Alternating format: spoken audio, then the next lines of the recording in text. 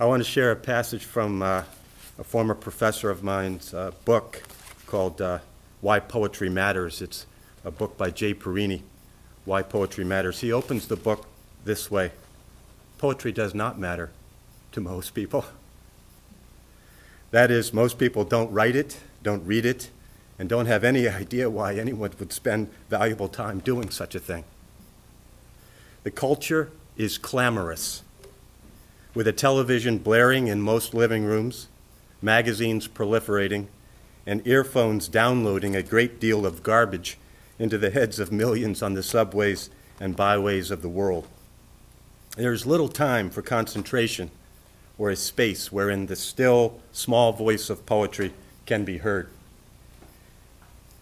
It could be argued, of course, that most people get their poetry in the lyrics of songs. And of course, as all the students here will know, and maybe some of you adults, there are a lot of popular songs out there that do use poetry. One refrain which comes to mind is, "Shine bright like a diamond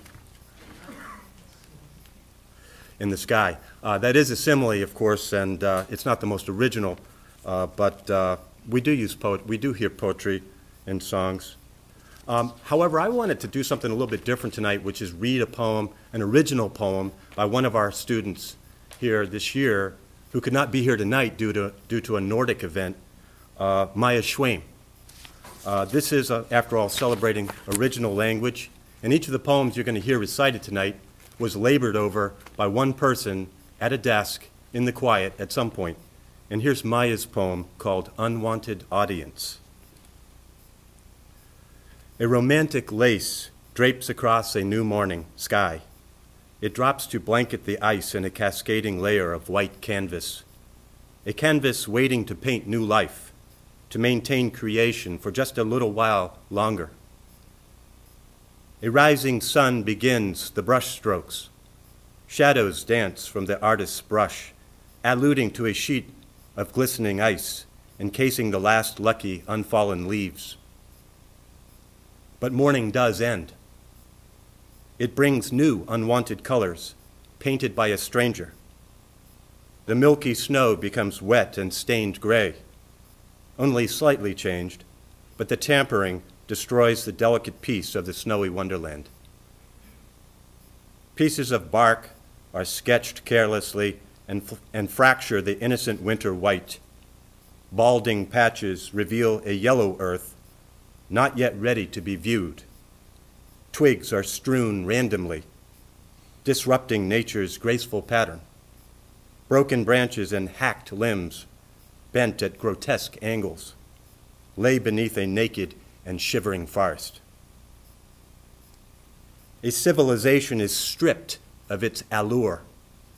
The land is left defenseless and humiliated, stumbling and begging for ungiven mercy, unable to protect itself from a simple change in wind.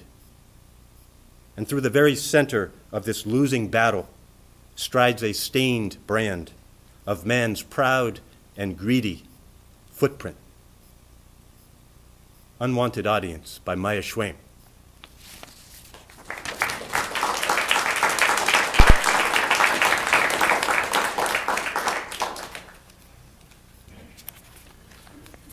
My former professor, Jay Perini, ends his book called Why Poetry Matters this way. Mainly, poetry allows us to see ourselves freshly and keenly. It makes the invisible world visible.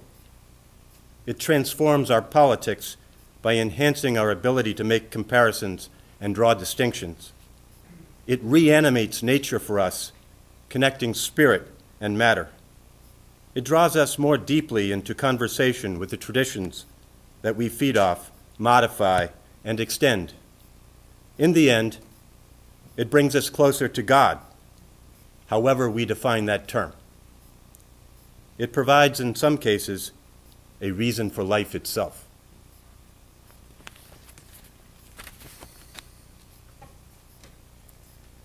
Now to the contest. I want to thank a number of people. I want to thank Ms. Carol McKenna, who teaches sophomore English here and Latin, for being our accuracy judge tonight, as she was last year. I also want to thank Ms. Tanya Hammond for making all of this happen, all of the organization, down to the refreshments that are outside during the intermission for you to enjoy.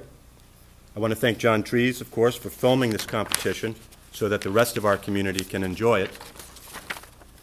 And I'm really, really pleased, I'm especially pleased to welcome our 3 judges tonight. Now, we've broken tradition, and I think Ms. Hammond is to be commended for doing this by inviting back alumni of our school and former contestants in this competition. We have Nate Schwame, Ian Weiss, and Avery Latterer. Would you please join me in a warm welcome for them being back here as judges?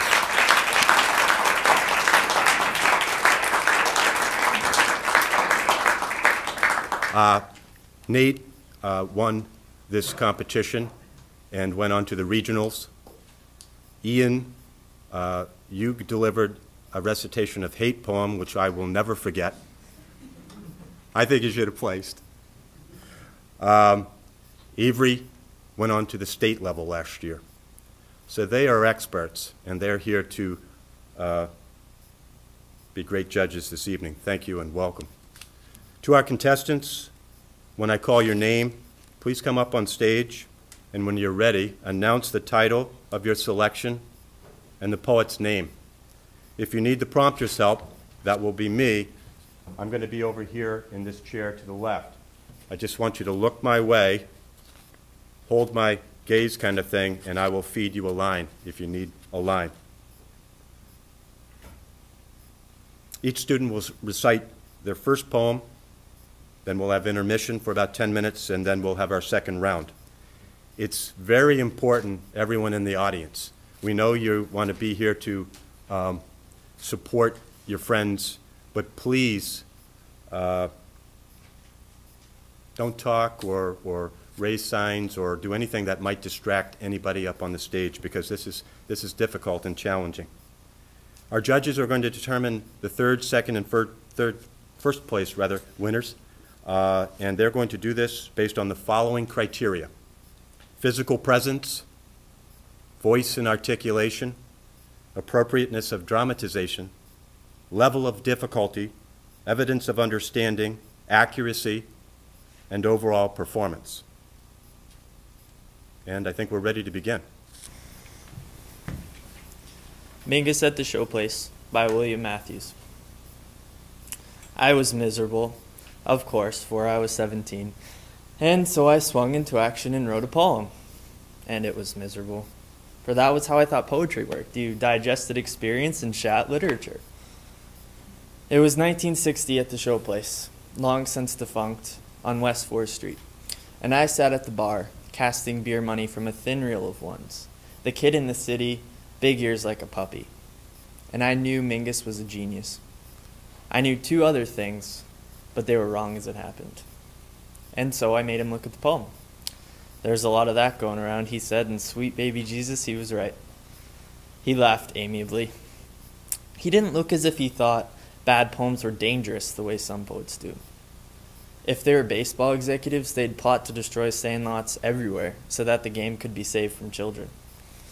Of course, later that night, he fired his pianist in mid-number and flurried him from the stand. We've suffered a diminuendo in personnel, he explained, and the band played on. The Sun Rising by John Donne. Busy old fool, unruly sun, why dost thou thus through windows and through curtains call on us? Must to thy motions lovers' seasons run? Saucy pedantic wretch, go chide late schoolboys and sour prentices. Go tell court huntsmen that the king will ride. Call country ants to harvest offices. Love, all alike, no season knows nor clime, nor hours, days, months, which are the rags of time. Thy beams, so reverend and strong, why shouldest thou think I could eclipse and cloud them with a wink? But that I would not lose her sight so long, if her eyes have not blinded thine. Look, and tomorrow late tell me whether both the Indies of spice and mine be where thou leftest them, or lie here with me. Ask for those kings whom thou sawest yesterday, and thou shalt hear. All here in one bed lay. She's all states and all princes' eye. nothing else is. Princes do but play us. Compared to this, all honors mimic, all wealth acclamy. Thou, son, art half as happy as we, in that the world's contracted thus. Thine age ask ease, and since thy duties be to warm the world, that's done in warming us. Shine here to us, and thou art everywhere. This bed thy center is, these walls thy sphere. A Fixed Idea by Amy Lowell. What torture lurks within a single thought, when grown too constant and however kind, however welcome still, the weary mind aches with its presence. Dull remembrance taught remembers on unceasingly. Unsought, the old delight is with us, but to find that all reoccurring joy is pain refined. Become a habit, and we struggle, caught. You lie upon my heart as on a nest, folded in peace, for you can never know how crushed I am with having you at rest. Heavy upon my life, I love you so. You bind my freedom from its rightful quest. In mercy, lift your drooping wings and go. The Tide Rises, the Tide Falls by Henry Wadsworth Longfellow. The tide rises, the tide falls. The twilight darkens, and the curlew calls. Along the sea sands, damp and brown,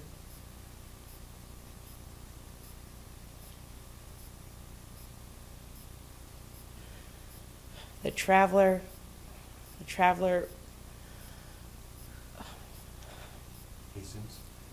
hastens towards the town, and the tide rises, the tide falls.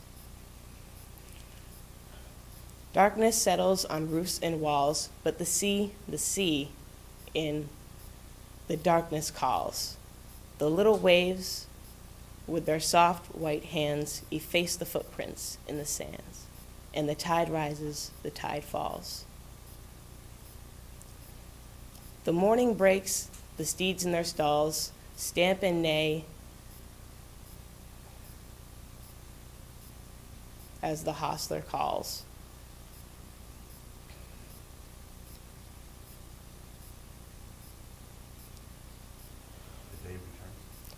The day returns, but nevermore returns the traveler to the shore. And the tide rises, the tide falls. Dream Song 14 by John Berryman. Life, friends, is boring. We must not say so. After all, the sky flashes, the great sea yearns, we ourselves flash and yearn, and moreover, my mother told me as a boy, repeatedly, ever to confess you're bored means you have no inner resources. I conclude now I have no inner resources because I am heavy bored.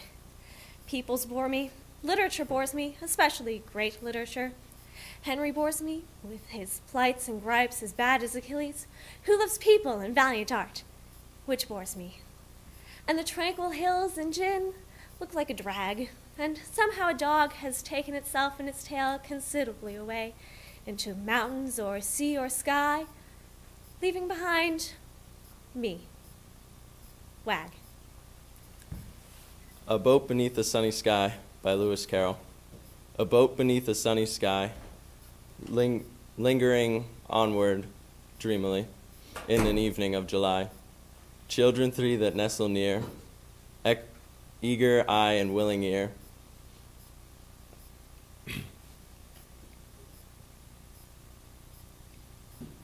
Eager eye and willing ear.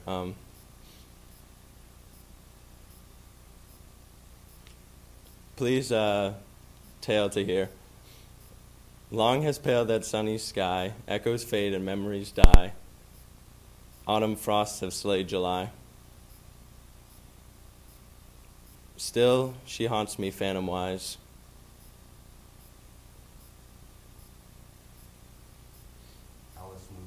Alice moving under skies, never seen by waking eyes. Children yet the tale to hear, eager eye and willing ear.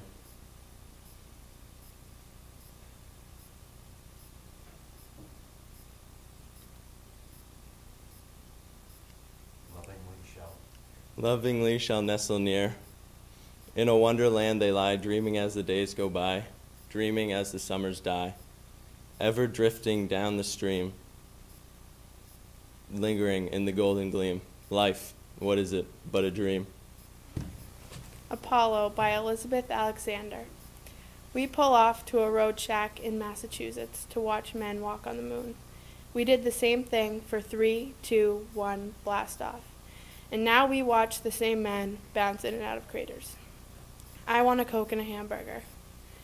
Because the men are walking on the moon, which is now irrefutably not green, not cheese, not a shiny dime floating in a cold blue, the way I thought the road shack people don't notice, we are a black family not from there.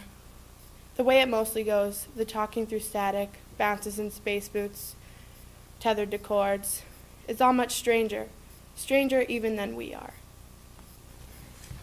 Numbers by Mary Cornish. I like the generosity of numbers. The way, for example, they are willing to count anything or anyone. 2 pickles, 1 door to the room, 8 dancers dressed as swans. I like the domesticity of addition. Add 2 cups of milk and stir. The sense of plenty, 6 plums on the ground, 3 more falling from the tree. And multiplications, school of fish times fish, whose silver bodies breed beneath the shadow of a boat.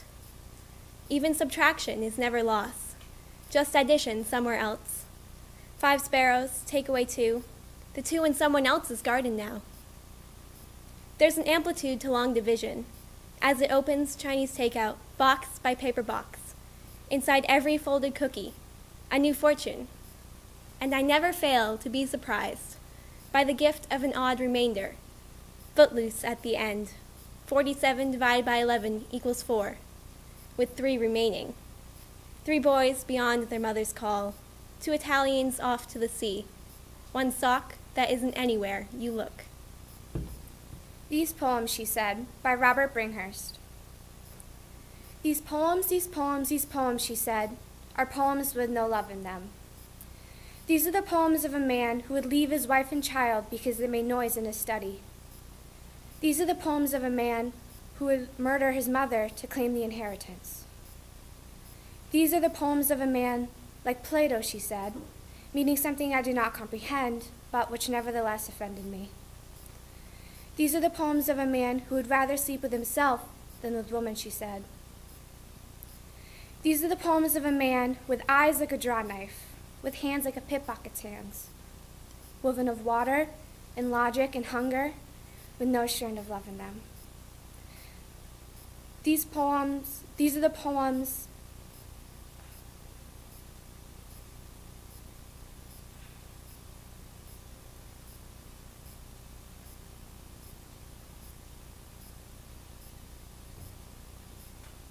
These poems are as heartless as birdsong, as unmeant as elm leaves, which, if they love only the wide blue sky and the air and the idea of elm leaves. Self-love is an ending, she said, and not a beginning. Love means love of the things sung, not of the song or the singing. These poems, she said, you are, he said, beautiful.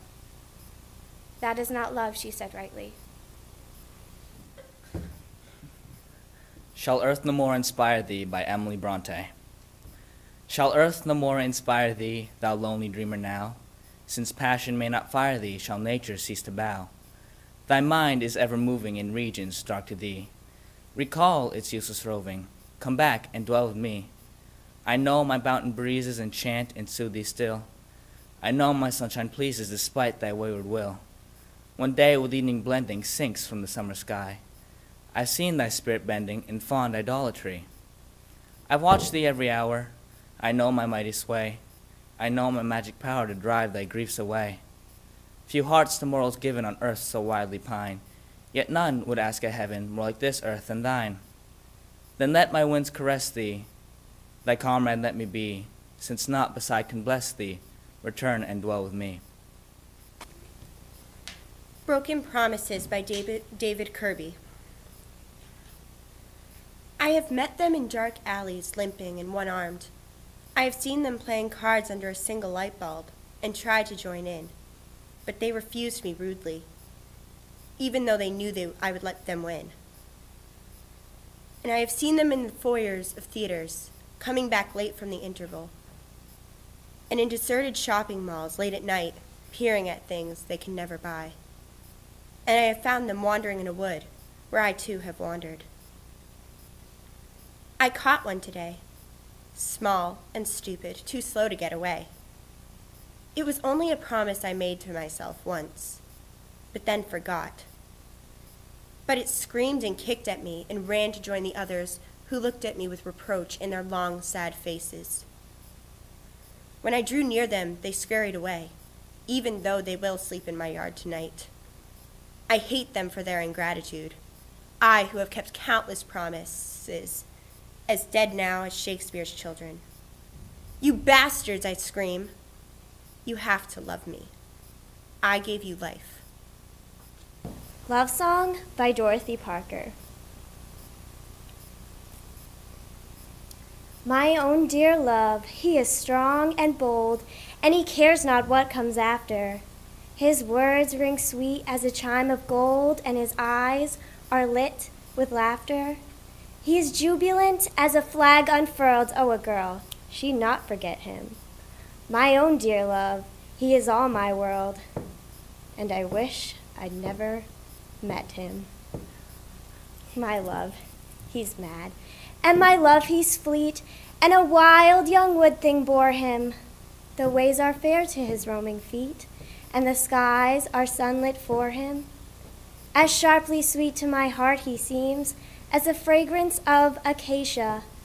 My own dear love, he is all my dreams, and I wish he were in Asia. My love runs by like a day in June, and he makes no friends of sorrows. He'll tread his galloping rigadoon in the pathway of the morrows. He'll live his days where the sunbeams start, nor could storm or wind uproot him. My own dear love, he is all my heart, and I wish somebody'd shoot him. Blind Curse by Simon J. Ortiz. You could drive blind for those 2 seconds, and they would be forever. I think that as the diesel truck passes us, 8 miles east of Mission, churning through the storm, heedless of the hills sliding away, there isn't much use to curse, but I do. Words fly away, tumbling invisibly, toward the unseen point where the prairie and sky meet. The road is like that in those seconds. Nothing but the blind white side of creation. You're there somewhere, a tiny struggling cell. You just might be significant, but you might not be anything. Forever is a space of split time from which to recover after the mass passes. My curse flies out there somewhere, and then I send my prayer into the wake of the diesel truck headed for Sioux Falls, 180 miles through the storm.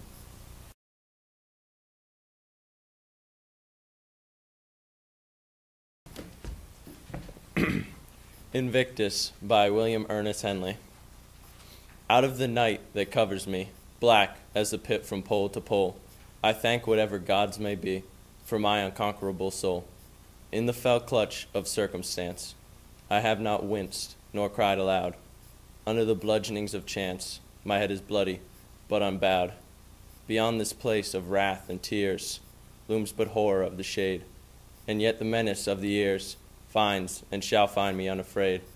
It matters not how strait the gate, how charged with punishments the scroll.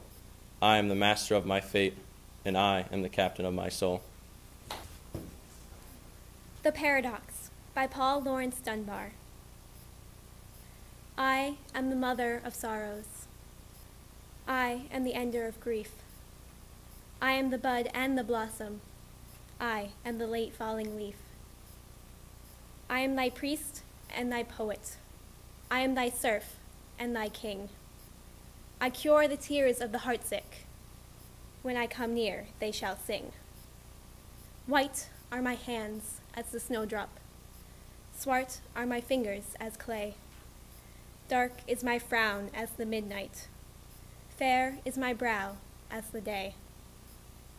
Battle and war are my minions, doing my will as divine. I am the calmer of passions. Peace is a nursling of mine. Speak to me gently, or curse me. Seek me, or fly from my sight. I am thy fool in the morning.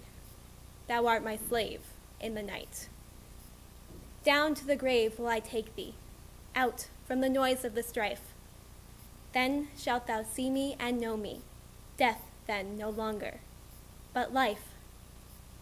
Then shalt thou sing at my coming, kiss me with passionate breath, clasp me and smile to have thought me, ought save the foeman of death. Come to me, brother, when weary, come when thy lonely heart swells.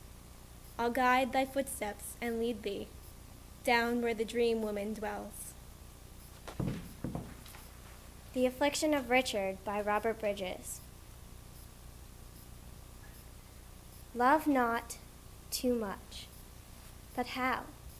When thou hast made me such, and dost thy gifts bestow, how can I love too much? Though I must fear to lose, and drown my joy and care with all its thorns, I choose the path of love and prayer. Though thou, I know not why, didst kill my childish trust, that breach with toil did I repair, because I must. In spite of frightening schemes, with which the fiends of hell blaspheme thee in my dreams, so far I have hoped well. But what the heavenly key, what marvel in me wrought shall quite exculpate thee? I have no shadow of thought. What am I that complain? The love from which began my question sad and vain justifies thee to man. April Midnight by Arthur Symonds. Side by side through the streets at midnight, roaming together, through the tumultuous night of London, in the miraculous April weather. Roaming together under the gaslight, day's work over.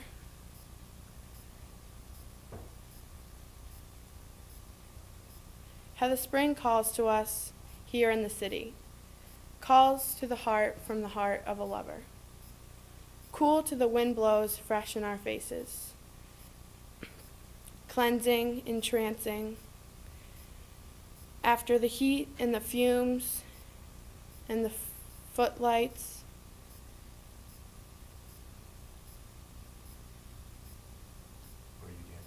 where you dance and I watch your dancing. Good it is to be here together. Good to be roaming, even in London, even at midnight.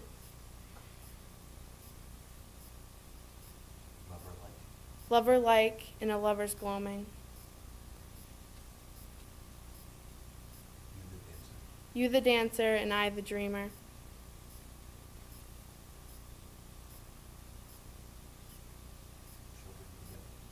Children together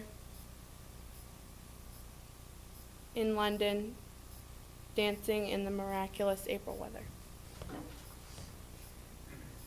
The Doubt of Future Foes by Queen Elizabeth I.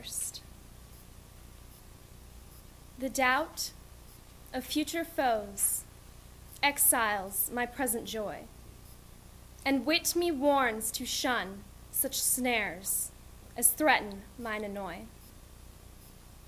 For falsehood now doth flow, and subjects' faith doth ebb, which should not be if reason ruled, or wisdom weaved the web. But clouds of joys untried do cloak aspiring minds, which turn to rain of late repent by changed course of winds. The top of hope, supposed, the root upreared shall be, and fruitless all their grafted guile, as shortly ye shall see. The dazzled eyes with pride, which great ambition blinds, shall be unsealed by worthy wights, whose foresight falsehood finds. The daughter of debate that discord eye doth sow, shall reap no gain where former rule still peace hath taught to know. No foreign banished wight shall anchor in this port. Our realm brooks not seditious sects. Let them elsewhere resort. My rusty sword through rest shall first his edge employ, to pull their tops that seek such change, or gape for future joy. Stopping by Woods on a Snowy Evening by Robert Frost. Whose woods these are, I think I know. His house is in the village, though. He will not see me stopping here to watch the woods fill up with snow. My little horse might think it queer to stop without a farmhouse near. Between the woods and frozen lake, the darkest evening of the year, he gives his harness bells a shake, as to ask if there is some mistake. The only other sound's the sweep of easy wind and downy flake. The woods are lovely, dark and deep, but I have promises to keep, and miles to go before I sleep. And miles to go before I sleep. On Inhabiting an Orange by Josephine Miles. All our roads go nowhere. Maps are curled to keep the pavement definitely on the world. All our footsteps set to make metric advance, lapse into arcs and deference to circumstance. All our journeys nearing space, skirt it with care, shying at the distances present in the air. Blithely travel stained and worn, erect and sure, all our travels go forth, making down the roads of earth, endless detour. Old Men Playing Basketball by B.H. Fairchild. The heavy bodies lunge, the broken language of fake and drive, glamorous jump shot, slowed to a stutter. Their gestures, in love again with the pure geometry of curves, rise toward the ball, falter, and fall away. On the boards, their hands and fingertips tremble in tense little prayers of reach and balance. Then the grind of bone and socket, the caught breath, the sigh, the grunt of the body laboring to give birth to itself. In their toiling in grand sweeps, I wonder, do they still make love to their wives, kissing the undersides of their wrists, dancing the old soft shoe of desire? And on the long walk home from the VFW, do they still sing to the drunken moon? Stands full, clock moving. The one in army fatigues and house shoes says to himself, pick and roll, and the phrase sounds musical as ever. Radio crooning songs after the game. The girl leaning back in the Chevy's front seat as her raven hair flames in the shuddering light of the outdoor movie. And now he drives, gliding toward the net. Boys rise up in old men. Wings begin to sprout at their backs. The ball turns in the darkening air. Eagle Poem by Joy Harjo. To pray, you open your old self, to sky, to earth, to sun, to moon, to one whole voice, that is you. And know there is more that you can't see, can't hear, can't know except in moments. Steadily growing, and in languages that aren't always sound, but other circles of motion. Like eagle, that Sunday morning, over Salt River, circled in blue sky, in winds swept our hearts clean with sacred wings. We see you, see ourselves, and know that we must take the utmost care and kindness in all things. Breathe in, knowing we are made of all this, and breathe, knowing we are truly blessed because we were born and die soon within a true circle of motion, like eagle rounding out the morning inside us. We pray that it will be done in beauty. in beauty. Incident by County Cullen. Once riding in old Baltimore, heart-filled, head-filled with glee, I saw a Baltimorean looking straight at me. Now I was 8 and very small, and he was no whit bigger, and so I smiled. But he poked out his tongue and called me nigger. I saw the whole of Baltimore, from May until December. Of all the things that happened there, that's all that I remember.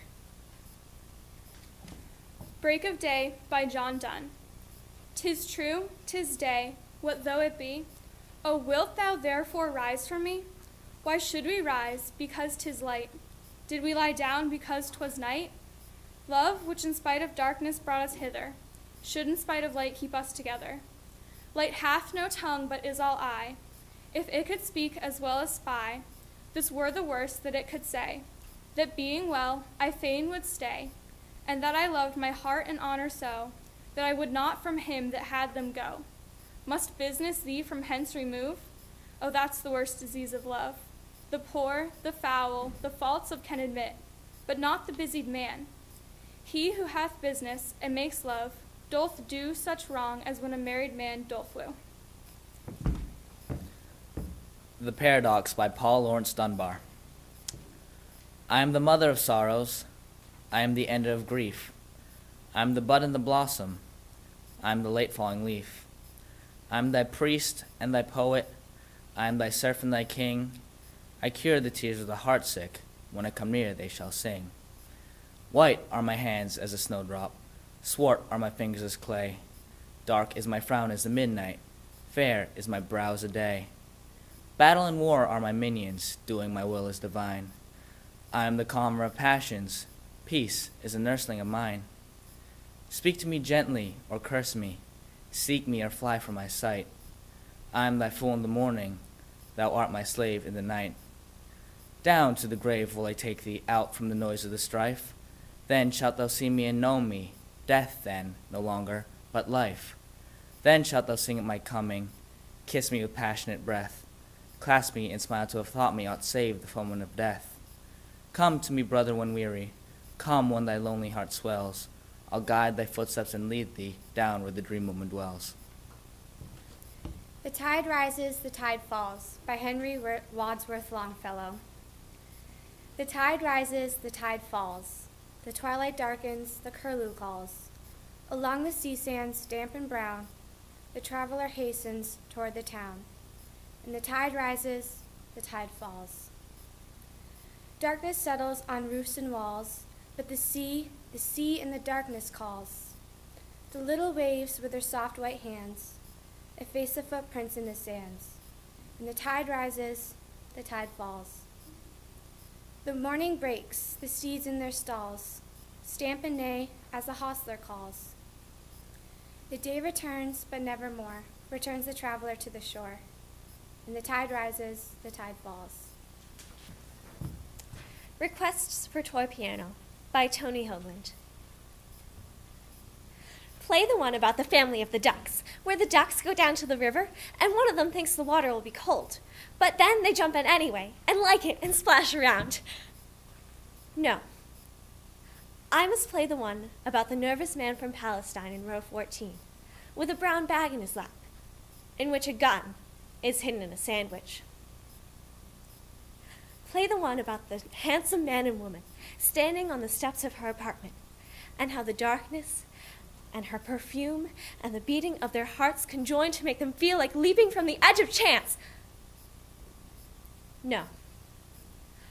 I should play the one about the hard rectangle of the credit card hidden in the man's back pocket, and how the woman spent an hour plucking out her brows, and how her perfume was made from the destruction of 100 flowers.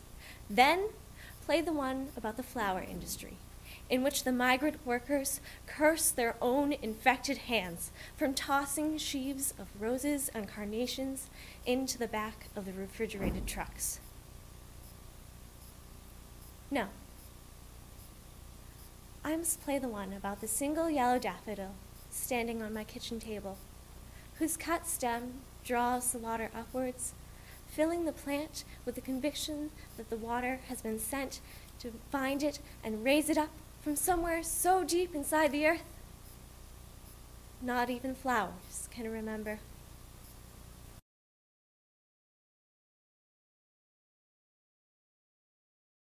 Again, I want to thank all of you for coming and supporting these students. I've been inspired tonight. I've been inspired by students taking the care and attention to give each word such thoughtful consideration. It's just moving and rare these days. So I also want to thank our judges tonight, Mr. Nate Schwame, Ms. Avery Latterer, and Mr. Ian Weiss. Would you give them a round of applause for helping out?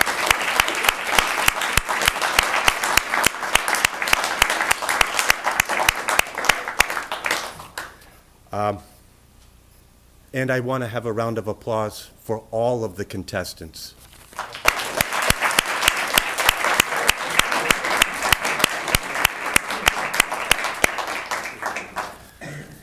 We have 3 winners, and as I call your name, please come up and join me on stage.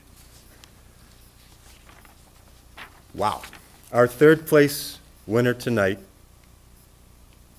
Gretchen Elder.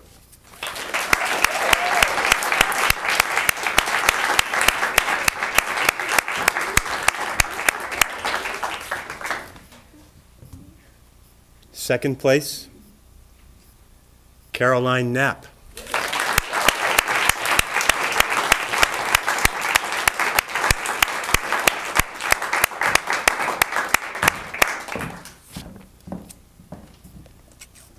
And our winner, first place, Anna Baum.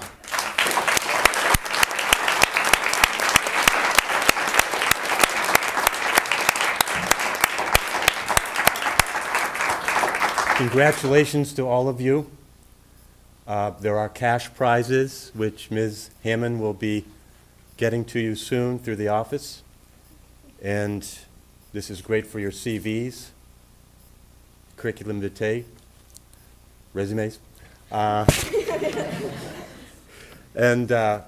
it's been very moving. Thank you so much. Anna, you will represent us past this level. And the date on our program, which Ms. Hammond has listed for the Southern Maine regional competition, we don't know for sure if it will be the Southern Maine location, but that's February 13th. And you will have to know 3 poems for that competition. One of the poems must be 25 lines or fewer, and one of the poems must be pre-20th century.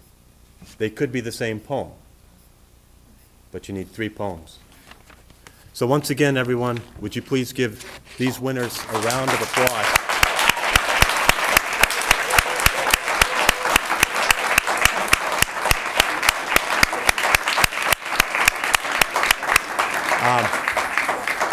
Just quickly, Ms. McKenna and I were discussing this earlier. It's very moving and encouraging to see younger and newer people up on stage, and so it bodes well for the future. Thank you all very much again.